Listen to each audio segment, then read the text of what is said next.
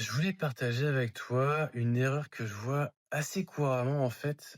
C'est une espèce de grosse méprise sur le concept de smart component. Il y a un pattern qu'on appelle smart DOM component qui consiste en fait à avoir des composants qui contiennent, on va dire, la logique d'orchestration de ta page par exemple, et des DOM components qui ne sont là que pour gérer de l'affichage spécifique. Souvent, une select box, un champ, et cetera, c'est du DOM component. Et puis, ton composant page qui dit que tel bloc est à tel endroit et s'organise comme ça, c'est souvent un smart component. Le problème, c'est que souvent, on le confond avec le God component, quoi. C'est-à-dire que les gens partent du principe que vu que c'est un smart component, il faut qu'ils sachent tout. Il faut qu'ils connaissent toutes les règles de la page et des différents blocs entre eux, etc.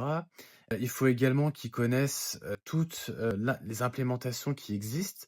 On est sur du store, on est sur du HTTP, on est sur ceci, on est sur cela et là, en fait, on n'est plus sur un smart component, hein. Là, on est sur un God component qui fait tout, à boire, à manger, enfin et c'est clairement pas se rendre service et d'ailleurs, c'est assez rigolo, hein, c'est que, bah, comme beaucoup de choses dans la vie, hein, quand ça a l'air trop facile à faire, c'est que c'est souvent pas la bonne voie. Il y a pas de hack magique. Si tu en es à un stade où, ton composant un de tes composants connaît l'intégralité, de comment est fait toute la mécanique, de, l'appel des données, peu importe d'où elles viennent, jusqu'à l'affichage exact et les différentes règles qui composent toute la page, c'est que tu as un problème quelque part.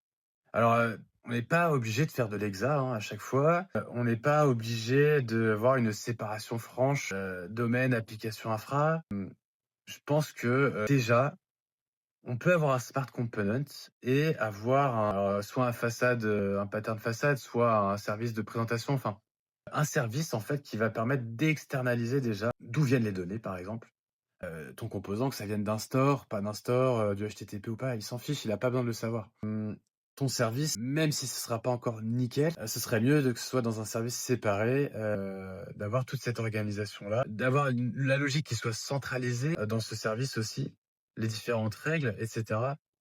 Rien que de faire cette première étape de séparation, sans aller chercher forcément de l'exa, ça me paraît être une bonne première approche. Et en plus, tu peux rajouter un tout petit peu d'inversion de contrôle avec de l'injection de dépendance et des contrats d'interface. Là, on serait vraiment bien. Et disons que ça me paraît déjà les 2 bonnes premières étapes pour commencer à avoir entre guillemets «une chambre bien rangée et facile à maintenir».